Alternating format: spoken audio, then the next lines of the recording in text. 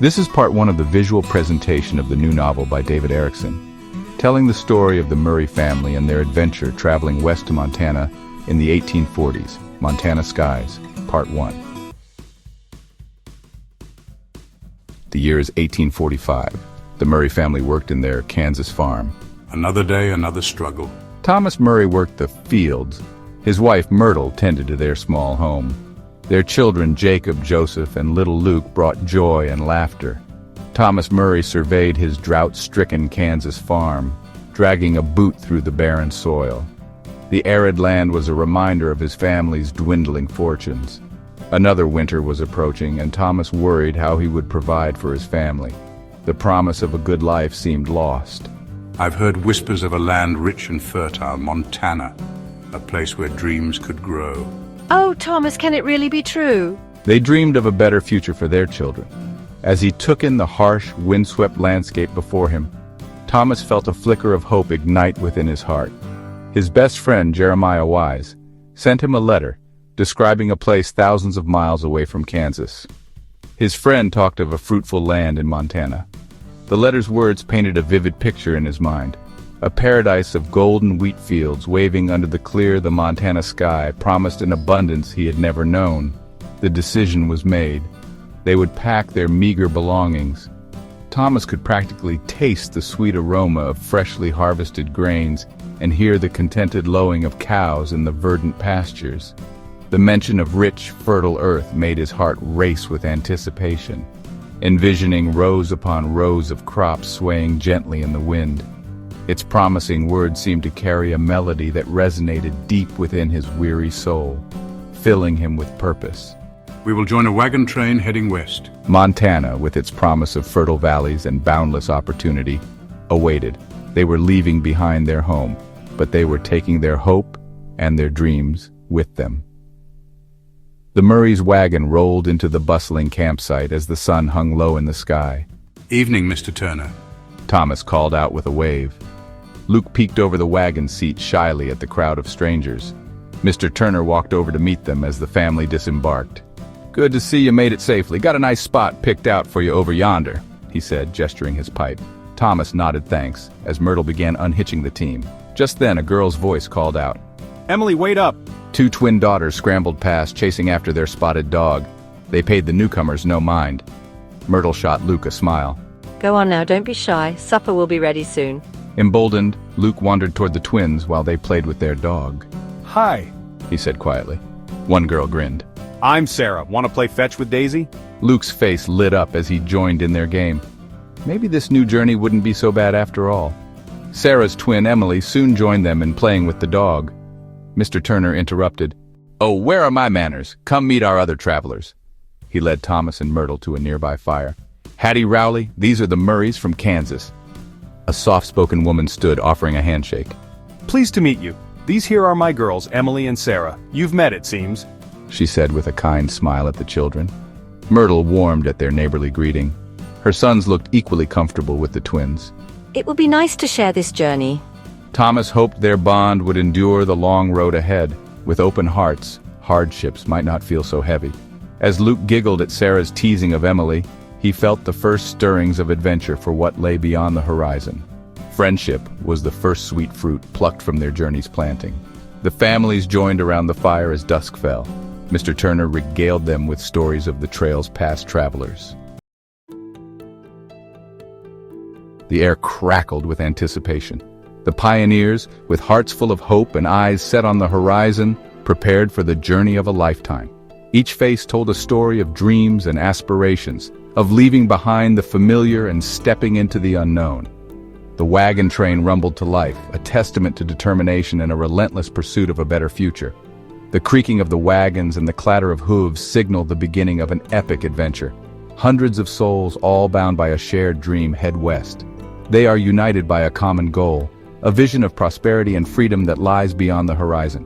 Each step they take is a step towards a new beginning. The Murrays found their place among them, their hearts filled with hope and determination. They were just one of many families, each with their own story, their own reasons for embarking on this journey. A symphony of creaking wood and pounding hooves filled the air. The rhythmic sounds became a comforting backdrop to their journey. a reminder of the progress they made each day. Dust rose, a constant companion on their journey.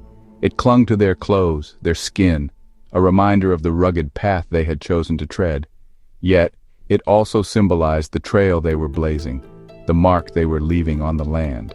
Look at the sky, Thomas. It's like a canvas painted just for us. The children, with their innocent wonder, found joy in the simplest of things.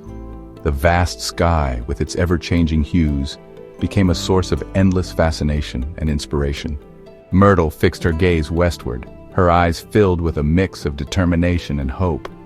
She dreamed of the new life that awaited them, the opportunities that lie beyond the horizon.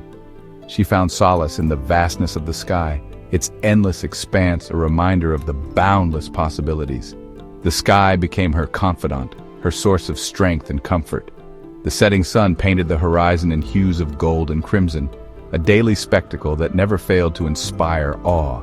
It was a reminder of the beauty that existed in the world even in the middle of hardship. It was a promise of a new dawn, a new beginning. Each sunrise brought with it the hope of a better day, the promise of new opportunities and adventures. The children, their young eyes filled with wonder, watched the landscape change. They saw the world with fresh eyes, finding beauty and excitement in every new sight. Their laughter and curiosity brought joy to the journey. Each day brought new things, new challenges, and new adventures. The pioneers faced each challenge with courage and resilience, their spirits unbroken. Every day is a new beginning, isn't it? The pioneers woke up each morning with renewed hope and determination, ready to face whatever the day brought. They were driven by the dream of a better future, a new life in the West. The journey was long. The days were hot. The sun beat, relentless and unforgiving. Yet they pressed on, driven by the promise of a new life, a new beginning. But the Murrays were resolute. They pushed on, driven by the dream of a better tomorrow.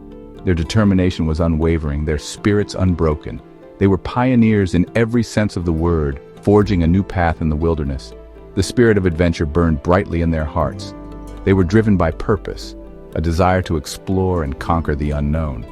Their eyes gleamed with excitement, their hearts beat with anticipation. They found solace in the rhythm of the journey, the company of fellow travelers, and the breathtaking beauty of the unfolding West. The campfire became a place of refuge, a place where stories were shared and bonds were forged. The vast landscape, with its endless possibilities, became a source of inspiration and hope. Emily handed Joseph a fiddle. Go on, play us something. Though shy, her smile bolstered him. Joseph drew the bow hesitantly at first, but soon cheery notes rang out, and Luke jumped up to dance, coaxing Sarah to join. Laughter filled the darkening air. Jacob smiled at his brother's talent. Perhaps there were opportunities to bloom here, away from the dust of their failing farm. As the flames crackled low, Thomas outlined plans for hunting the next day with Jacob to feed their party. The pioneer kids begged to help, eager to contribute. Myrtle kissed Luke's head as he dozed off, glad to see him smiling again. Warm fellowship had taken root among them, taking the chill off the prairie night. With such beginnings, they took heart that this new life held promise of blossoming. The morning sun rose golden over the riverbank. Jacob helped the Rowley wagon team as Emily dug pastries from her satchel. Care to share while we work? Jacob accepted gratefully, savoring the flaky goodness. Sarah struggled to wrangle her beloved cow Belle into the wagon. Easy now, girl. Jacob laughed, taking the lead rope. Don't worry, I've got away with stubborn things. Sarah chuckled, meeting his amused eyes, grateful for his strong arms. Nights found the girls sleeping side by side for comfort, as their mother kept watch together with newfound friendship. Each twin knew that whether dawn brought ease or trial, their shared resilience would weather whatever road lay ahead. Myrtle watched the vast prairie sky through rustling leaves.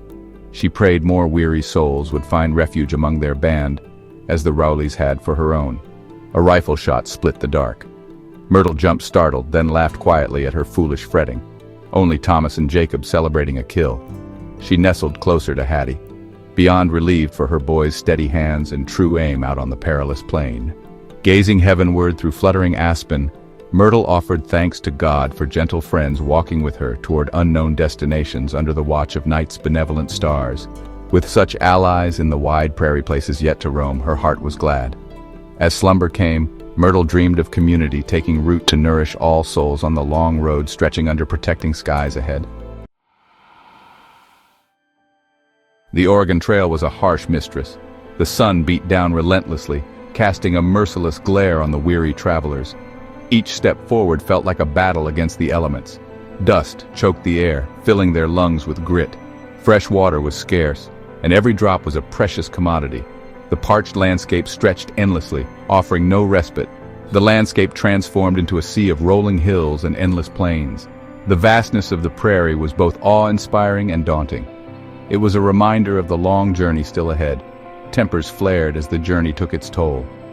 The stress of the relentless march and the uncertainty of what lay ahead weighed heavily on everyone. Arguments broke out over the smallest of things. One day, dark clouds gathered on the horizon. A torrential rainstorm descended with a vengeance, bringing with it a sense of foreboding. The once clear, dry skies were now filled with ominous clouds, and the wind blew furiously. Lightning split the sky, illuminating the darkened landscape in brief, blinding flashes. Thunder rattled the earth, a deafening roar that shook the ground beneath their feet.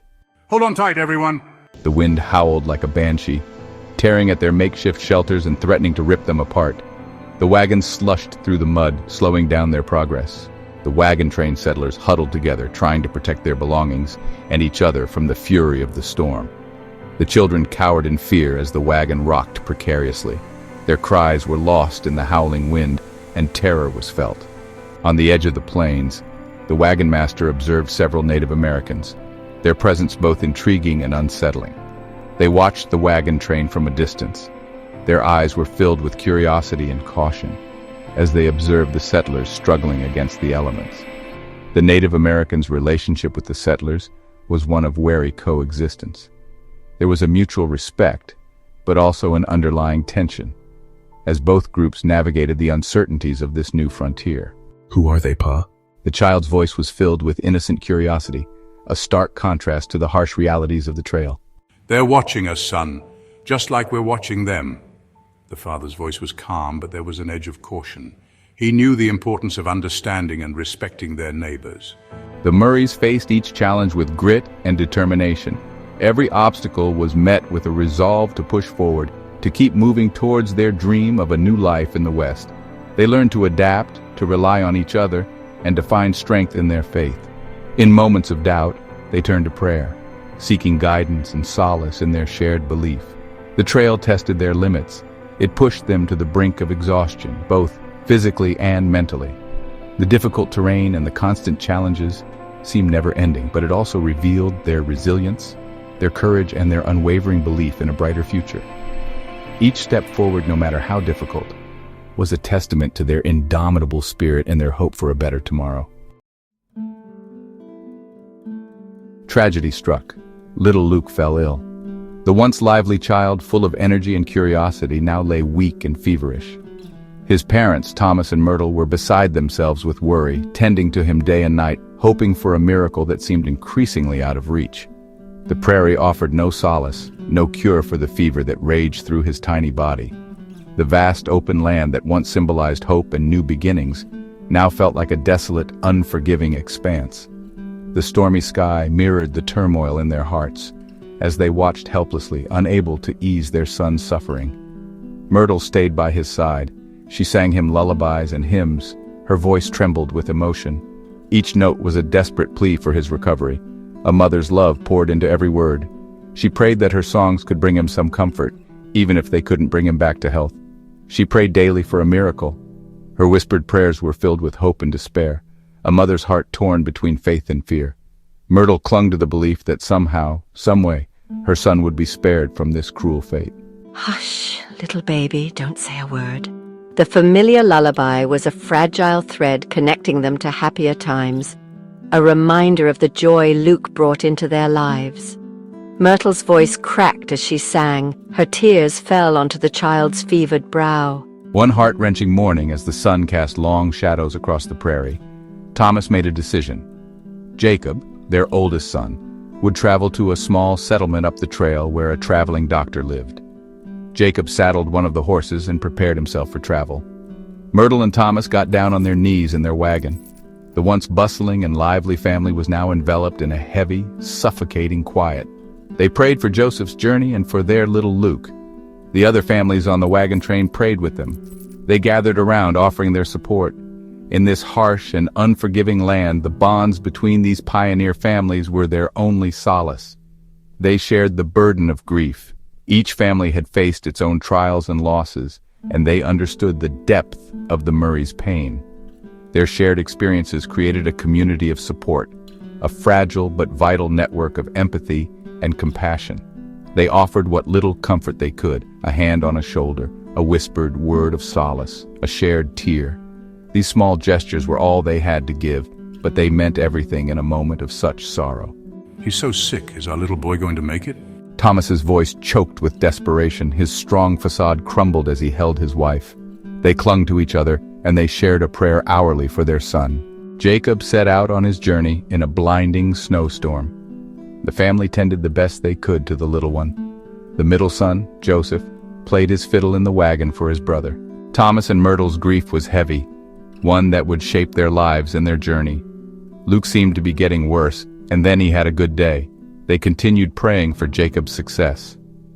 Jacob's journey to find the doctor took longer than he thought. Even though he had plenty of winter gear on, he was so cold he wanted to quit several times along the way. The wind blew the snow and it sounded like a mournful dirge. Its haunting melody was a constant reminder that time was running out for Luke. At last, one bitterly cold day, the Murrays heard a commotion coming from down the trail. A buggy plowed through the snow and stopped abruptly near their wagon. In the distance, they spied a lone horse stumbling into camp with a tired and freezing rider, Jacob. Dr. Stone, worn out from his long, hard journey, was treated to a delicious wagon train meal and went to work quickly, treating Luke with the best medicines he knew of. Day after day, Thomas and Myrtle, Hattie, and many other members of the wagon train prayed for hours for little Luke. On day 5, Luke was up and eating again. Though this chapter of our adventure is completed, there's much more to go. Coming soon, we will finish the saga of the Montana Skies, a novel by David Erickson. See you then.